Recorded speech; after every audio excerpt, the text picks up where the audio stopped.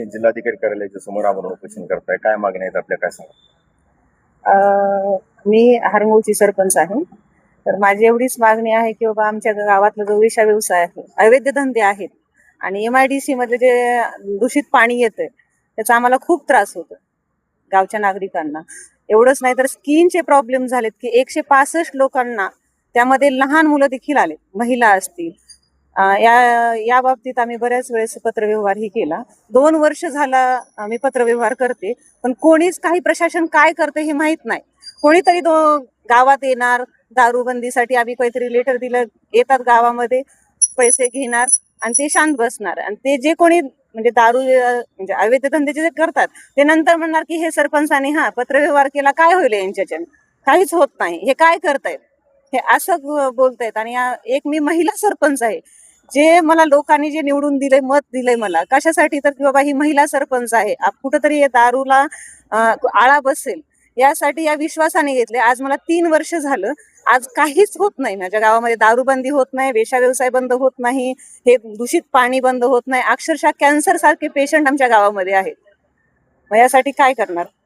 काय मागण्या आहे तुमची प्रशासन? ते पाणी बंद व्हावं, MIDC मधलं पाणी बंद व्हावं, अवैध धंदे सगळेच बंद व्हावे.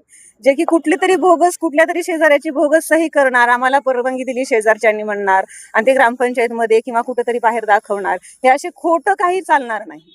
आम्ही भ्रष्टाचार मुक्त ग्रामपंचायत करतायत आणि हे प्रशासन काय करतंय, मला हे विचारायचे प्रशासनाला. ग्रामपंचायत NOC देताना ते तक्रारी किंवा विरोध केला होता. हो, भरपूर. माझ्या 3 वर्षात तर मला एकही आठवत नाही की मी कोणाला असं NOC दिली की अवैध धंद्यासाठी. ते दिलीच नाही आणि देणार पण नाही, आणि यानंतरही देऊ नये. आज मी जरी सरपंच असले, शेवटी त्या गावची नागरिक आहे, नंतर त्यासाठीही मी आवाज उठवे. खरं तर आम्ही आमच्या गावाचं नैसर्गिक पर्यावरण सगळं दूषित झालेलं आहे, आरोग्य धोक्यात आहे, पशु पक्ष्यांचं आरोग्य धोक्यात आहे. यासाठी आम्ही या ठिकाणी बसलेलो आहोत. तसेच विद्यार्थ्यांचं जीवन धोक्यात आहे, पुढल्या पिढीचं जीवन धोक्यात आहे. यासाठी आम्ही या ठिकाणी बसलेलो आहोत. प्रशासनानं चुकीच्या पद्धतीने दिलेले लायसन, यासाठी आम्ही या ठिकाणी बसलेलो आहोत. खरं तर प्रदूषणामुळं पशु पक्षी मानव जीवन सगळ्यावरती त्याचा परिणाम झालेला आहे. आमची मंदार वस्ती म्हणून एक वस्ती आहे MIDCच्या उत्तरेकडे. त्या ठिकाणी आज तुम्ही मोबाईलवरती पाहिलं, वेदरवरती, तर मनुष्य राहण्यासाठी योग्य नसलेली जागा आहे. एवढं दूषित वातावरण त्यांनी केलेलं आहे.